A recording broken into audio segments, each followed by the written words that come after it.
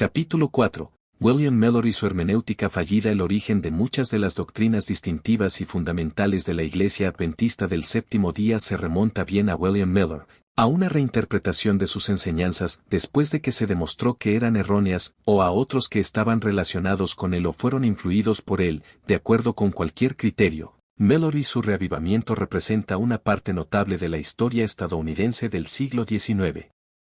En realidad, el millerismo es uno de los reavivamientos apocalípticos más difundidos de todos los tiempos, y todavía hay varios millones de personas, adventistas del séptimo día, miembros de la Iglesia Radial de Dios, ahora la Iglesia Mundial de Dios, y de las muchas pequeñas iglesias adventistas y hasta de testigos de Jehová, que de una manera u otra tienen que incluir a William Mellor en su árbol genealógico espiritual.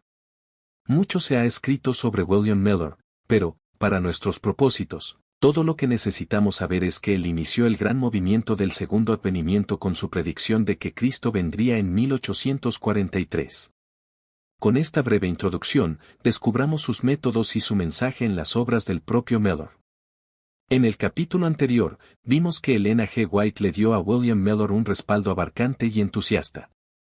Hablando con autoridad profética, ella afirmó inequívocamente que Dios escogió a Mellor, dio su mente en el estudio de las Escrituras, y le mostró un método de interpretación bíblica que enlazaba una parte de la Escritura con otra de tal manera que le ayudaba a descubrir una perfecta cadena de verdad. El propósito de este capítulo es examinar y evaluar el método de Mellor para estudiar la Biblia y las conclusiones a las que llegó mediante el uso de este método. ¿Descubrió en realidad una cadena perfecta de verdad, como dijo Elena G. White? Es mucho lo que está en juego para los adventistas. Si Mellor estaba equivocado, entonces Elena G. White lo estaba igualmente. Al evaluar los métodos y el mensaje de Mellor, no estamos evaluando el carácter ni la sinceridad de William Mellor. Tenemos que recordar que Mellor no era un teólogo preparado, y que usó métodos que otros en su tiempo también usaron. Sin embargo, nuestro propósito es examinar seriamente los métodos que Mellor usó y establecer si, en verdad, estos métodos estaban respaldados por Dios. Fue, como dijo Elena White, guiado realmente por la sabiduría divina para entender porciones de la Escritura y descubrir verdades que por mucho tiempo habían permanecido ocultas al pueblo de Dios. Aunque deseamos ser amables con Mellor el hombre, tenemos que ser francos en nuestra evaluación de los métodos y el mensaje de Mellor. Miller publicó un documento en enero de 1843, el mismo año en que él esperaba que Cristo regresara. Esta sinopsis de su punto de vista enumera 15 modos de llegar a 1843 bajo el encabezado, el tiempo probado de 15 maneras diferentes. Más abajo se enumeran las 15 pruebas que Mellor usó para probar que Cristo vendría en 1843. Estas pruebas, junto con los gráficos que las acompañaban, se encuentran en The End of Historicism, El fin del historicismo, escrito por Kay Arazola, en las páginas 219-225. Este capítulo utilizará mucho material de la obra del Dr. Arazola sobre William Mellor. El Dr. Arazola es un adventista del séptimo día que recibió su doctorado en teología en la Universidad de Uppsala, Suecia. He tratado de reproducir con exactitud este importante documento tal como se publicó originalmente. He decidido no corregir ninguno de los errores originales. En este capítulo, tampoco he introducido la notación erudita, SIC, para indicar que el error estaba en el original. Hacerlo distraería al lector. Y animo al lector a pasar por alto cualesquiera errores ortográficos o gramaticales y a que se concentre en los argumentos bíblicos mismos. Insto, sí, hasta imploro al lector para que se tome el tiempo necesario para leer cuidadosamente cada una de las 15 pruebas de Mellor. Examine el modo en que usa la escritura y sus conclusiones resultantes. Si no se comprende completamente este capítulo, será imposible comprender los argumentos y las conclusiones de este libro. Este capítulo encierra, o deja fuera muchos de los aspectos únicos de la teología y la hermenéutica adventista y del ministerio profético de Elena White. Al final de cada prueba, se hará una corta evaluación. No es mi propósito hacer una evaluación a fondo de estas 15 pruebas. La mayoría de los lectores arribará a sus propias conclusiones inmediatamente. El tiempo probado de 15 maneras diferentes. Prueba 1 de Mellor, lo pruebo por medio del tiempo mencionado por Moisés en el capítulo 26 de Levítico, siendo 7 veces el tiempo que el pueblo de Dios sería esclavo de los reinos de este mundo, o en Babilonia, literal o mística, las cuales 7 veces no pueden entenderse menos que como 7 veces las 360 revoluciones de la Tierra en su órbita, lo cual hace 2520 años. Creo que esto comenzó según Jeremías 15:4, y los entregaré para terror a todos los reinos de la tierra, a causa de Manasés hijo de Ezequías, rey de Judá, por lo que hizo en Jerusalén. Y según dice en Isaías 7:8, porque la cabeza de Siria es Damasco, y la cabeza de Damasco, Resín, y dentro de 65 años Efraín será quebrantado hasta dejar de ser pueblo. Cuando Manasés fue llevado cautivo a Babilonia, e Israel ya no fue más nación, véase la cronología en 2 Crónicas. 33:9, Manasés, pues, hizo extraviarse a Judá y a los moradores de Jerusalén, para hacer más mal que las naciones que Jehová destruyó delante de los hijos de Israel, el año 677 a.C. Ahora quitémosle 677 a 2520, lo cual deja 1843 después de Cristo, cuando terminará el castigo del pueblo de Dios. Evaluación y refutación a la prueba 1. Esta prueba es una clásica ilustración de cómo el uso de textos de prueba estaba fuera de control en el siglo-XIX. El contexto de los textos de prueba era ignorado y los textos de apoyo eran relacionados unos con otros de manera casual. Levítico 26:18 dice así, y si aún con estas cosas no me oyereis, yo volveré a castigaros 7 veces más por vuestros pecados. Esto no dice nada de la segunda venida de Cristo. No solo eso, sino que esta no es en absoluto ni siquiera una profecía de tiempo. La palabra veces no está en hebreo, y el énfasis de este pasaje está en el grado, no en la duración, del castigo. El profesor G. Bush llamó la atención de Mellor- sobre esto. Sin embargo, Mellor insistió en la superioridad de la traducción King James diciendo que era 50 veces mejor que cualquier otra opinión del texto original, por erudita que fuera. Esta primera prueba carece totalmente de valor y convierte en una burla la interpretación de la Biblia. Si este es uno de los eslabones de la cadena perfecta de verdad, es un eslabón roto. Prueba 2 de Mellor, se prueba típicamente por el año de remisión. Véase Deuteronomio 15:1, 2, cada 7 años harás remisión. Y esta es la manera de la remisión, perdonará a su deudor todo aquel que hizo empréstito de su mano, con el cual obligó a su prójimo, no lo demandará más a su prójimo, o a su hermano, porque es pregonada la remisión de Jehová. También dice Jeremías 34:14, al cabo de 7 años dejará cada -1 a su hermano hebreo que le fuere vendido, le servirá 6 años, y lo enviará libre, pero vuestros padres no me oyeron, ni inclinaron su oído. Con este tipo se nos enseña que el pueblo de Dios será librado de su servidumbre y su esclavitud cuando haya servido sus 7 años proféticos. 7 veces 360 años son 2520. Comenzando con el cautiverio de Israel y de Manasés, rey de Judá, 677 a.C., debe terminar en el año 1843 después de Cristo, cuando los hijos de Dios sean librados de toda servidumbre y toda esclavitud. Evaluación y refutación a la prueba 2. Este texto no dice nada de la segunda venida de Cristo. Aquí parece que Mellor usa el método alegórico de interpretación, según el cual le atribuye a un pasaje un significado que no es evidente en el pasaje mismo. Este método fue usado por algunos de los padres de la Iglesia primitiva y también durante la Edad Media, pero fue rechazado por los reformadores por carecer de valor. No tiene controles, y al usarlo, uno puede hacer que la Biblia pruebe cualquier cosa. Aquí encontramos otro eslabón roto en la cadena perfecta de verdad. Prueba 3 de Miller, se prueba también por medio de la guerra de 7 años de Sión contra sus enemigos, que se nos describe en Ezequiel 39:9-10, y los moradores de las ciudades de Israel saldrán, y encenderán y quemarán armas, escudos, paveses, arcos y saetas, dardos de mano y lanzas, y los quemarán en el fuego por 7 años. No traerán leña del campo, ni cortarán de los bosques, sino quemarán las armas en el fuego, y despojarán a sus despojadores, y robarán a los que les robaron, dice Jehová el Señor. Los hijos de Dios combatirán contra sus enemigos, despojando a los que los despojaron, y robando a los que les robaron. Comenzando, como antes, cuando Babilonia comenzó a despojarles y a robarles, y cuando por medio del fuego de la verdad comenzaron a quemar las armas de sus enemigos en esta guerra moral. Esto terminará en 1843.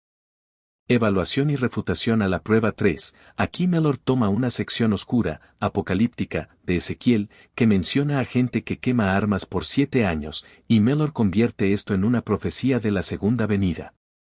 En la Escritura, los 7 años se presentan como el tiempo durante el cual estas armas serán quemadas, no como el tiempo que transcurre antes de que esta acción de quemar tenga lugar.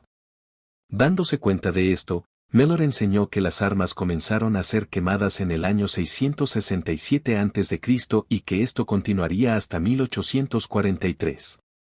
Miller confía en uno de sus principales principios hermenéuticos, el tiempo profético, con lo cual quiere decir que un día profético equivale a un año literal. Es absurdo llegar a la conclusión de que esta prueba es un eslabón en aquella cadena perfecta de verdad. Prueba 4 de Mellor. Queda probado también por la señal del _sábado. Éxodo 31, 13, 17, Tú hablarás a los hijos de Israel, diciendo, en verdad vosotros guardaréis mis días de reposo, porque es señal entre mí y vosotros por vuestras generaciones, para que sepáis que yo soy Jehová que os santifico. Así que guardaréis el día de reposo, porque santo es a vosotros, el que lo profanare, de cierto morirá. Porque cualquiera que hiciere obra alguna en él, aquella persona será cortada de en medio de su pueblo. 6 días se trabajará, mas el día séptimo es día de reposo consagrado a Jehová, cualquiera que trabaje en el día de reposo, ciertamente morirá. Guardarán, pues, el día de reposo los hijos de Israel, celebrándolo por sus generaciones por pacto perpetuo. Señales para siempre entre mí y los hijos de Israel. Porque en 6 días hizo Jehová los cielos y la tierra, y en el séptimo cesó y reposó. Hebreos 4:4, 9, 11, porque en cierto lugar dijo así del séptimo día, y reposó Dios de todas sus obras en el séptimo día. Por tanto, queda un reposo para el pueblo de Dios. Porque el que ha entrado en su reposo, también ha reposado de sus obras, como Dios de las suyas. Procuremos, pues, entrar en aquel reposo, para que ninguno caiga en semejante ejemplo de desobediencia. Dios creó en 6 días los cielos y la tierra, y reposó en el séptimo día. Esto es una señal de que Cristo también trabajará 6 días creando los nuevos cielos y la nueva tierra, y reposará en el séptimo. ¿Cuánto dura un día con el Señor? Pedro nos dice en su segunda epístola 3:8, Mas, oh amados, no ignoréis esto, que para con el Señor un día es como 1000 años, y 1000 años como un día. Entonces, si para con el Señor 1000 años son un día, ¿cuánto tiempo ha estado trabajando Cristo para crear el nuevo? Respondo, si permitimos que la Biblia nos dé una cronología, encontraremos que este año, 1843, completa los 6000 años transcurridos desde la caída de Adán. Entonces comenzará el sábado antitípico de 1000 años. Apocalipsis 26, Bienaventurado y santo el que tiene parte en la primera resurrección. La segunda muerte no tiene potestad sobre estos, sino que serán sacerdotes de Dios y de Cristo, y reinarán con él 1000 años. Evaluación y refutación a la prueba 4. Parece que cada vez que el número 7 se menciona en las Escrituras, se convierte en una profecía de la segunda venida. He escrito mucho sobre el tema del sábado en mi obra Sábado en Cristo, donde he dedicado un capítulo entero a esta referencia en Hebreos. Ni Éxodo 31 ni Hebreos 4 podrían interpretarse como una profecía de la segunda venida. Aquí vemos nuevamente el uso de alegorías y cómo el uso de textos de prueba ha quedado fuera de control. Este no es un eslabón de una cadena perfecta de verdad, sino un evidente abuso de las Escrituras. Prueba 5 de Mellor, nuevamente, podemos demostrar que es el típico jubileo. Levítico 25, 8, 13, y contarás 7 semanas de años, 7 veces 7 años, de modo que los días de las 7 semanas de años vendrán a serte 49 años. Entonces harás tocar fuertemente la trompeta en el mes séptimo a los 10 días del mes, el día de la expiación haréis tocar la trompeta por toda vuestra tierra. Y santificaréis el año 50, y pregonaréis libertad en la tierra a todos sus moradores, ese año os será de jubileo, y volveréis cada uno a vuestra posesión, y cada cual volverá a su familia. El año 50 os será jubileo, no sembraréis, ni segaréis lo que naciere de suyo de la tierra, ni vendimiaréis sus viñedos, porque es jubileo, santo será a vosotros, el producto de la tierra comeréis. En este año de jubileo volveréis cada uno a vuestra posesión. Ahora bien, si podemos mostrar alguna regla para encontrar el antitipo, podremos decir cuándo entrará el pueblo de Dios en la herencia de la posesión comprada y la redención de sus cuerpos, y la trompeta del jubileo proclamará libertad, una libertad gloriosa, por toda la tierra. Para hacer esto, tenemos que tomar nota del orden de los sábados. Se completarán 7 sábados. Hay 7 clases de sábado, todos los cuales se denominan 7. Los judíos no guardaron sino 6 sábados. Si hubiesen guardado el séptimo, habrían sido perfectos sin nosotros. Pero quebrantaron el séptimo. Queda, pues, un reposo para el pueblo de Dios. Los sábados judíos eran, 1, el séptimo día. Éxodo 31 horas y 15 minutos. 2, el 50º día. Levítico 23 15, 16. 3, la séptima semana. Deuteronomio 16 9. 4, el séptimo mes. Levítico 23 24, 25. 5, el séptimo año. Levítico 25, 3, 4. 6, las 7 veces 7 años y el 50º año de jubileo. 7, las 7 veces 7 jubileos y el 50º jubileo nos llevarán a un sábado completo o perfecto, el gran jubileo de jubileos. Así, 7, por 7, 50 años son 49 años 50 igual a 2450 años. Es muy evidente que ningún año de remisión o jubileo se guardó nunca después del reinado de Josías, el último rey de Jerusalén que obedeció los mandamientos del Señor o guardó los estatutos. El reinado de este rey terminó en el año 607 a.C. Véase 2 Reyes 23, 2 Crónicas 35, 36 y Jeremías 22. Después de lo cual los judíos nunca guardaron, ni pudieron haber guardado, un año de remisión o jubileo, porque ni sus reyes, ni sus nobles, ni su pueblo, ni su tierra podrían haber sido redimidos después de esto. Jeremías 44, 20, 23. Aquí terminaron los jubileos judíos, cuando no habían guardado más de 21 jubileos, faltando 28 para el gran jubileo. Y ahora la tierra debía quedar desolada, mientras el pueblo de Dios estaba en la tierra de sus enemigos. Levítico 26 horas y 34 minutos. ¿Cuánto dura un jubileo de jubileos? Respuesta, 49 veces 50 años igual a 2450 años. ¿Cuándo comenzaron estos años? Respuesta, cuando los judíos cesaron de guardar los sábados y los jubileos, al final del reinado de Josías, en el año 607 a.C.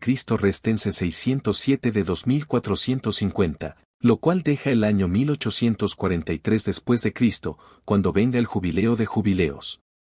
Evaluación y refutación a la prueba 5, Elena White dice, William Miller poseía grandes poderes mentales, disciplinados por el pensamiento y el estudio, y añadía a estos la sabiduría del cielo al conectarse con la fuente de la sabiduría. Teniendo claramente en mente el respaldo que antecede, considérese lo siguiente, Miller no da ninguna referencia para su llamado séptimo sábado. ¿Por qué? Porque no hay ninguna. Aún dentro de ideales historicistas, Miller debió haber visto que, en su lista de los 7 sábados, el segundo y el tercero eran una y la misma fiesta, la fiesta de semanas o el Pentecostés. No hay registro de que los judíos jamás celebrasen el jubileo. Parece que el jubileo apuntaba hacia la remisión ofrecida por Cristo en el perdón de los pecados. En su primera venida, Jesús leyó un pasaje profético sobre el jubileo y luego dijo, Hoy se ha cumplido esta escritura delante de vosotros, Luke 4:21. Parece que Miller buscaba profecías de la segunda venida que terminasen en 1843, e hizo muchos esfuerzos para encontrarlas, aunque no estaban allí. Tenemos que concluir en que este no es un eslabón de una perfecta cadena de verdad.